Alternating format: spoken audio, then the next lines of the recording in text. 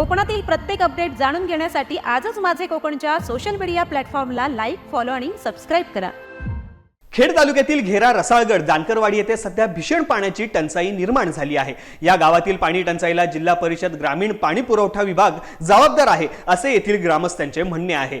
घेरा रसाळगड चिराचा आंबा भागातील जानकरवाडी येथे मागील 25 वर्षापूर्वी या वाडीसाठी शासकीय निधीतून विहीर बांधण्यात आली होती, परंतु सन 2022च्या अतिवृष्टीत ही विहीर कोसळली होती।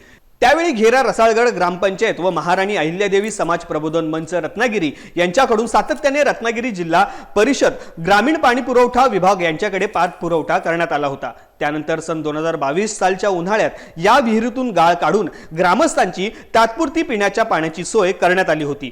त्यावेळी ही विहीर त्यावेळच्या अतिवृष्टी आराखड्यात घेतली होती असे स्थानिक ग्रामस्थांना सांगण्यात आले होते, परंतु या विहिरीसाठी शेवटपर्यंत कोणताही निधी मंजूर झाला नाही।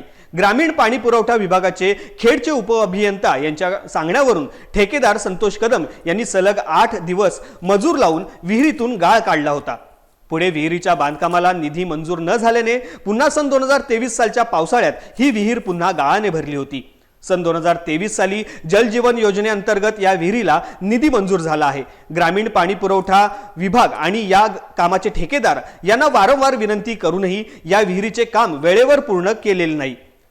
पाऊस सुरू होण्याच्या काही दिवस अगोदर ठेकेदारांनी विहिरीचे खोदकाम सुरू केले, परंतु बांधकाम न झाल्याने पुन्हा 2024च्या पावसाळ्यात विहीर गाळाने भरून गेली। सध्या या विहिरीमध्ये किंचितही पाणी नाहीये। याशिवाय या भागात जवळपास कोठेही पिण्याच्या पाण्याचा स्रोत उपलब्ध नाही। त्यामुळे सध्या चिराचा आंबा जानकरवाडी येथील ग्रामस्थ पाण्यासाठी वणवण भटकत आहेत। हा त्रास गेले 2 उन्हाळे येथील ग्रामस्थ सहन करत आहेत। सध्या जल जीवन योजनेअंतर्गत विहीर बांधकामासाठी निधी मंजूर आहे, परंतु पावसाळा संपून 2 महिन्यांचा कालावधी उलटूनही ठेकेदार विहिरीच्या कामाला सुरुवात करत नसल्याने ग्रामस्थ चिंतातूर झाले आहेत।